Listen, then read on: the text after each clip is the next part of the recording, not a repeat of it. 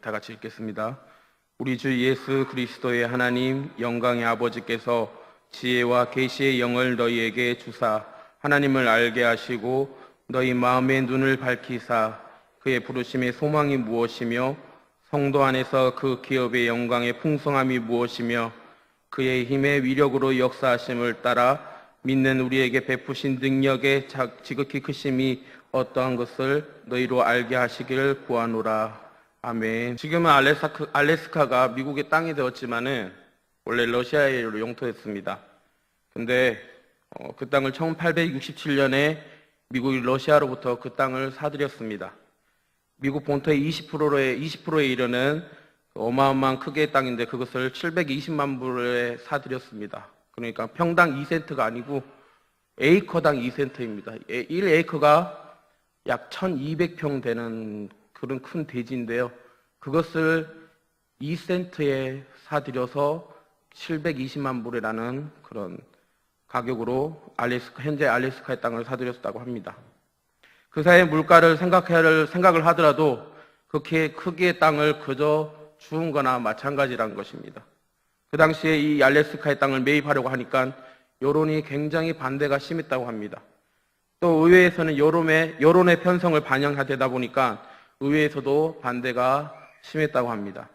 심지어 그 일을 추진하였던 당시 미 국무장관인 윌리엄 스워드를 향해서 당시의 여론과 의회의 의원들은 비아냥거리면서 험담하는 사람들이 참 많았습니다.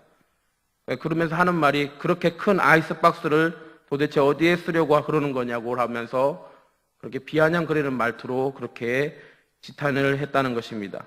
그런 많은 비난과 난관을 다 이겨내고 그 법안이 딱 한 표 차로 통과가 되면서 현재 알래스카 땅을 미국이 구매하게 되었다는 것입니다. 그럼에도 불구하고 여론이 역시나 좋지 않았습니다.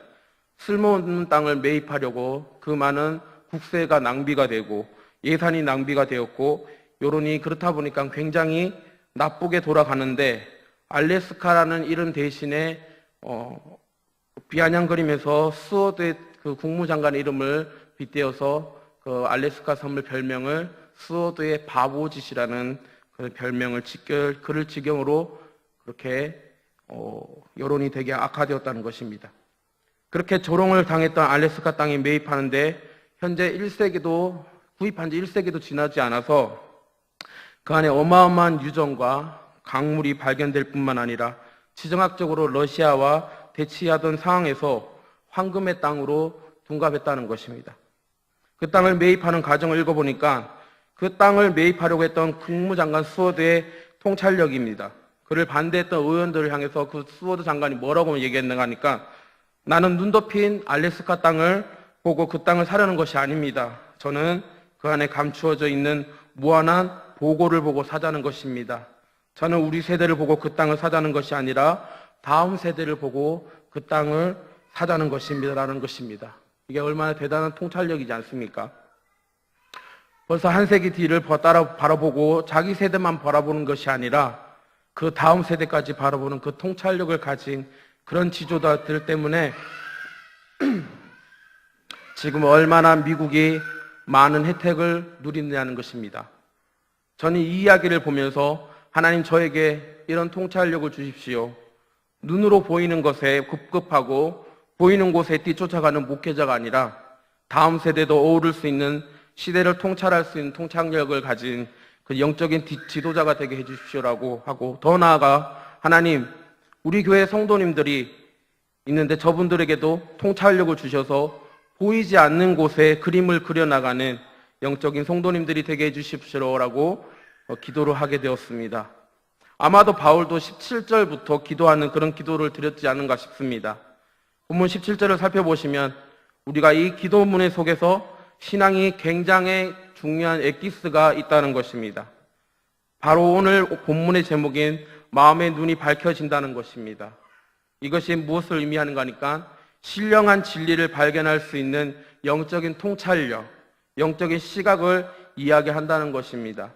그러면서 생각나는 성경의 장면이 있는데요. 바로 엠마오로 내려가는 두 제자가 생각나는 것입니다.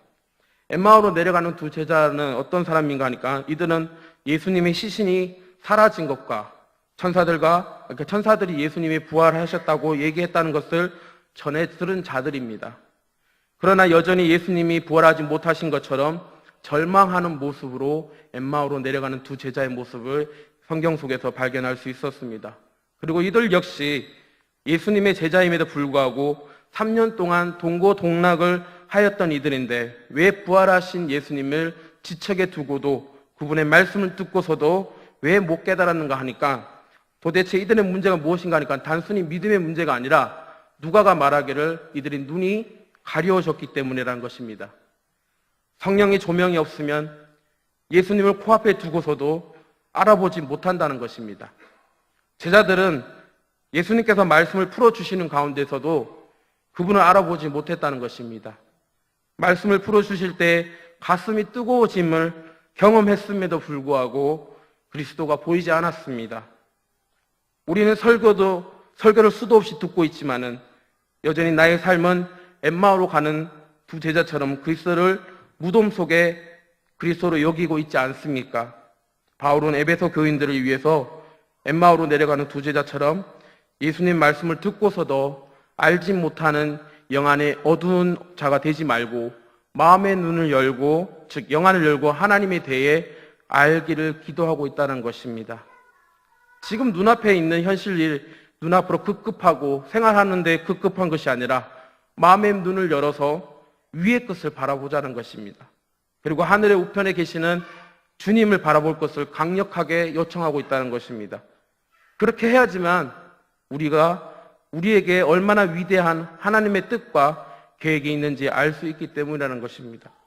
사람들 눈에는 보여지지 않지만 성령이 내 안에 계시고 성령의 은혜를 주심으로 말미암아 영적인 통찰력을 가지게 되고 하나님을 바라보게 하고 하나님의 마음을 헤아릴 수 있게 하시고 이 시대와 민족을 향하신 하나님의 올바른 길이 무엇인지 분별할 줄 아는 눈을 가지는 것이 이것이 바로 마음의 눈을 밝아진다는 것이라는 것입니다.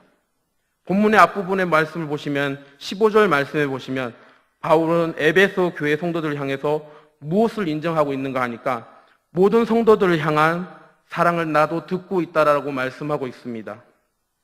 바울은 이미 그 교회가 사랑이 넘친다는 것을 알고 있습니다. 건강한 교회라는 것을 너무나 잘 알고 있습니다. 서로가 교제도 너무나 잘 이루어지고 있다는 것을 잘 알고 그것을 잘 듣고 그것에 대해서 칭찬하고 감사하다고 말을 하고 있습니다. 그런데 바울은 여기서 만족하지 않고 교회는 성령님이 일하시는 교회, 영적인 공동체이면서 교회는 은혜와 진리의 성령께서 역사하심으로 에베소 교회뿐만 아니라 오늘 우리 교회 또 여기에 출석하는 성도님들이 영적인 눈이 뜨여진 눈이 점점 밝아지는 공동체가 되기를 바란다는 것입니다. 그래서 에베소서 통해서 우주적 통치를 다루고 있으며 그 대권을 누가 잡고 있느냐는 것을 에베소서 전체적으로 말씀하고 있다는 것입니다. 예전에는 공중권세 잡은 마귀가 잡고 있었는데 그래서 아주 오랜 기간 동안에 자기 멋대로 하나님을 무시하고 이 세상을 독재하고 있었다는 것입니다. 그러다가 하나님의 아들이 사람이 되어 이 세상에 오셔서 죽었다가 살아나심으로 다시 정권이 이양받게 되었다는 것입니다. 그리스도는 하늘과 땅에서 가장 존귀한 자가 되었고 가장 실권이 있는 자가 되었습니다. 우리는 그 사실을 빨리 깨달아야 한다는 것입니다. 그런데 우리는 흔히 예수 믿고 구원받는 감격으로 충분하다고 생각하기 쉽다는 것입니다.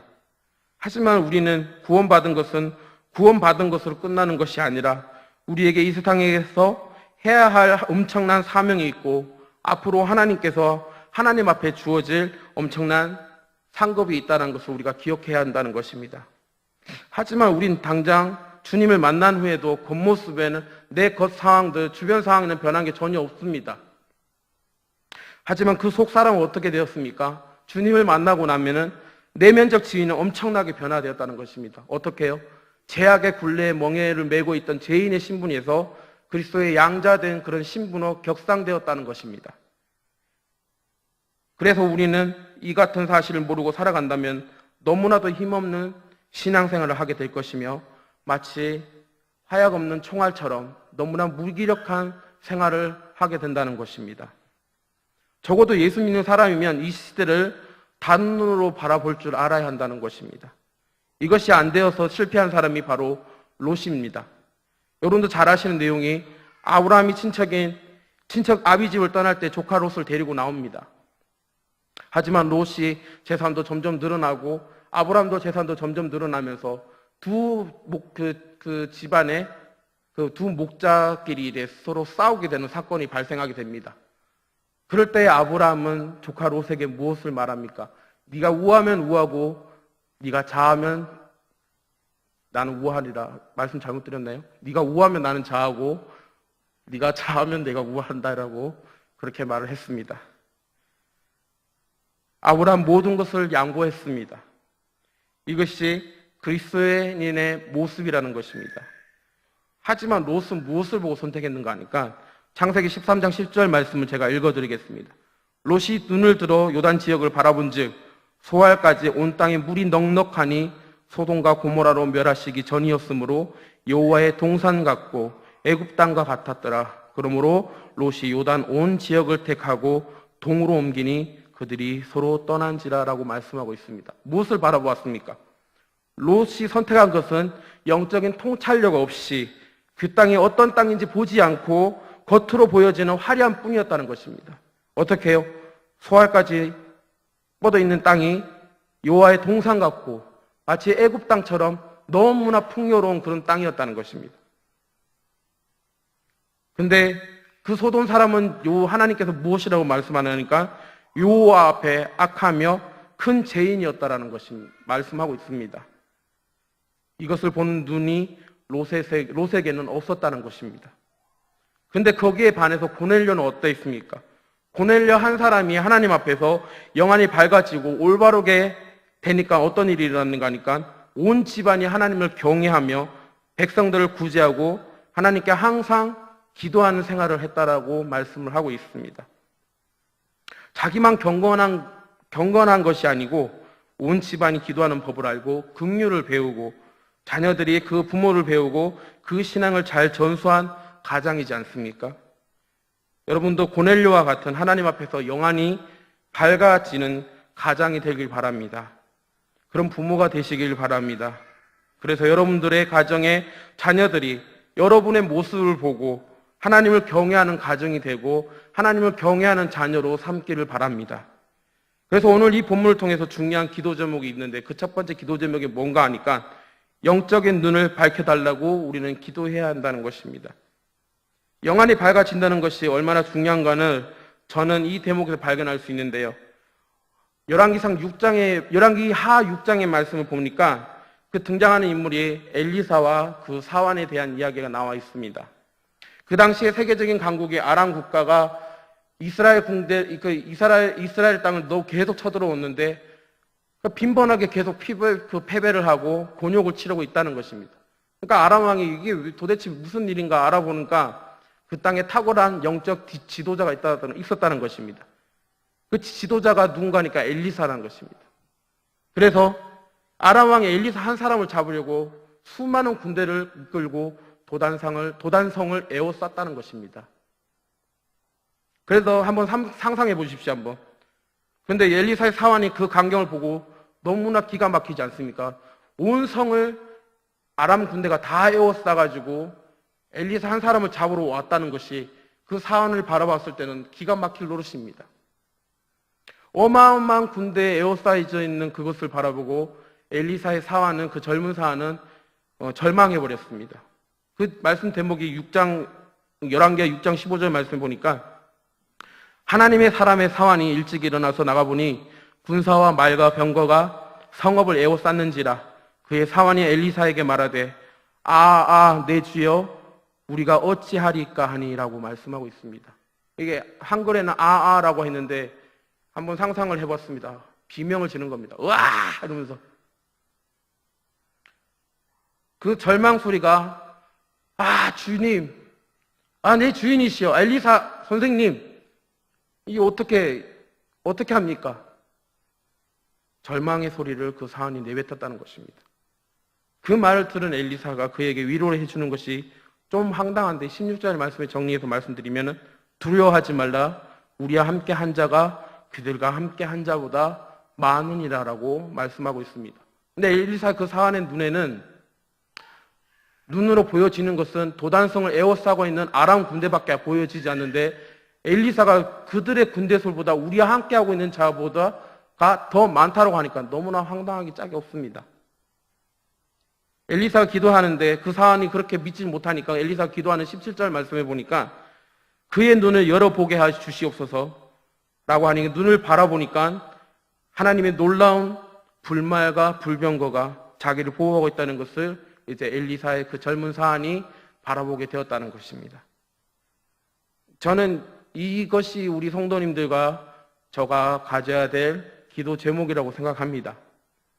그리스도인들은 평상시에는 아무 힘이 없어 보일지라도 결정적인 어려움이 일어났을 때 결정적으로 나라가 혼미하고 지금처럼 나라가 어수선하고 이제 곧 장미 대선이라고 하면서 며칠 남지 않은 대선을 앞두고 있는 가운데 있는데 그때 영안이 열려 하나님 뜻을 구하는 바로 그런 그리스도인이 되어야 된다는 것입니다. 오늘날 우리 교회가 이런 일이 해야 합니다. 또 여러분들의 각 처소에서 이런 일이 해야 한다는 것입니다. 그런가 하면 두 번째 우리가 기도해야 할 제목이 무엇인가 하니까 바로 올바른 시선을 달라고 기도해야 한다는 것입니다. 저는 인류의 조상인 아담과 하와를 바라보면서 생각을 하게 되었습니다. 하와가 선악과를 뱀의 꼬임에 넘어가서 따먹게 되고 그의 남편이 아담에게 선악과를 넘겨주면서 따먹어 보라고 합니다. 뭐라고 합니까? 이거 따먹으니까 안 죽는다고 라고 말을 합니다. 그래서 아담도 따먹습니다. 그 뒤에 성경 말씀 보니까 그들이 눈이 밝아져라고 얘기를 하고 있다는 것입니다. 이 대목을 보니까 너무나 충격적인 내용인데 한번 집중해 보시면은 성령님도 우리의 눈을 밝혀주시는 것과 악령도 역시 우리의 눈을 밝힌다는 것을 알 수 있다는 것입니다. 둘 다 밝혀주는 것은 맞는데 악령에 의해서 눈이 뜨여진 사람은 왜곡된 시선이 있다는 것입니다. 그들이 벌거벗은 것을 알고 수치를 느끼며 무화과 나뭇잎을 치마를 만들어서 동산나무 뒤에 숨었다라고 합니다. 그것이 왜곡된 시선입니다. 그러면서 절망하게 되고 수치심에 빠지게 되는 것입니다. 그런데 성경에 의하면 눈이 뜨여진 사람은 성령에 의해서 눈에 뜨여진 사람은 하나님의 영광을 바라보게 된다는 것입니다. 성령에 의해서 눈에 뜨여진 사람은 엘리사와 같은 하나님의 불말과 불병거를 바라보게 된다는 것입니다.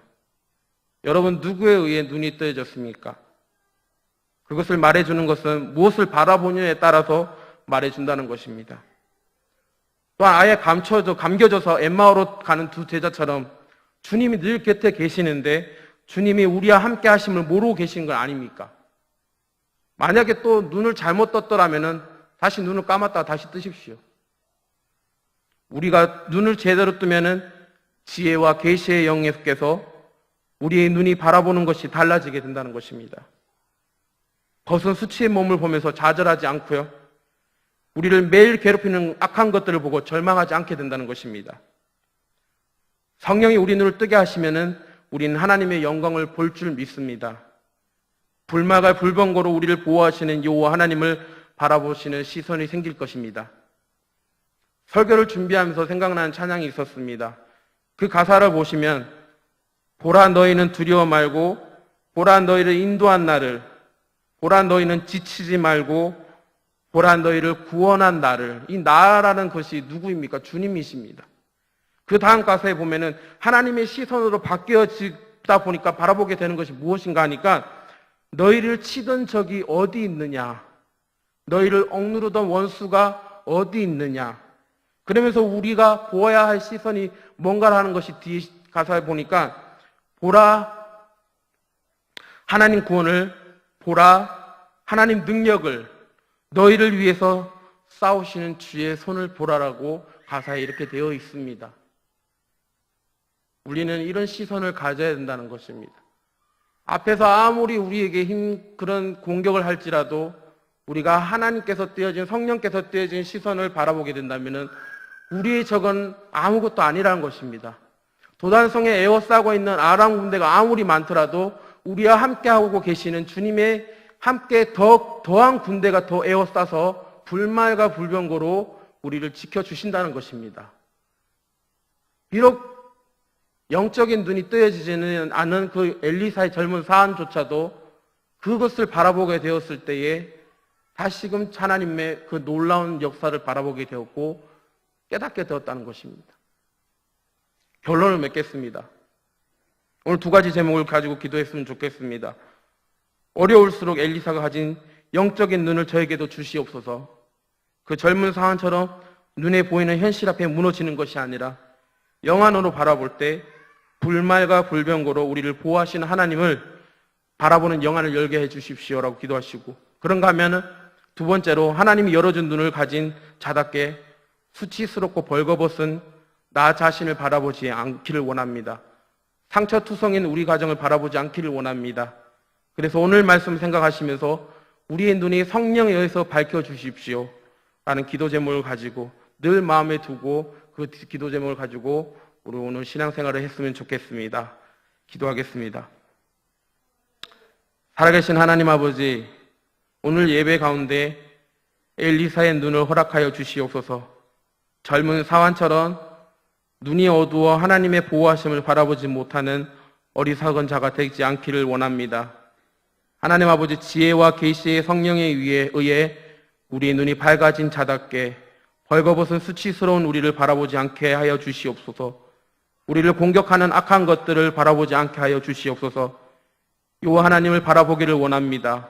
하나님을 의지하기를 원합니다. 여호와 하나님 앞에 무릎 꿇고 나아가기를 원합니다. 하나님 아버지, 교회가 시대의 대안인 줄 믿습니다. 교회가 시대의 통찰력인 줄 믿습니다. 이 시대를 주님 불쌍히 여겨주시고 교회가 회복되게 하여 주시옵소서. 오늘 우리가 하나님 앞에 전심으로 나와 예배하고 기도하니 우리를 불쌍히 여겨주시고 하나님 우리의 눈을 밝혀주셔서 날마다 주님 앞에 나아가는 우리의 발걸음이 될 수 있도록 주님 허락하여 주시옵소서. 성도님들이 있다면, 만약에 왜곡된 시선을 가진 성도님들이 있다면 하나님 공동체의 원형을 회복시켜 주시고 모든 것을 치료하여 주시고 마음 상한 성도님들이 있으면 회복시켜 주시옵소서. 이 모든 말씀 예수님의 이름으로 기도드립니다. 아멘.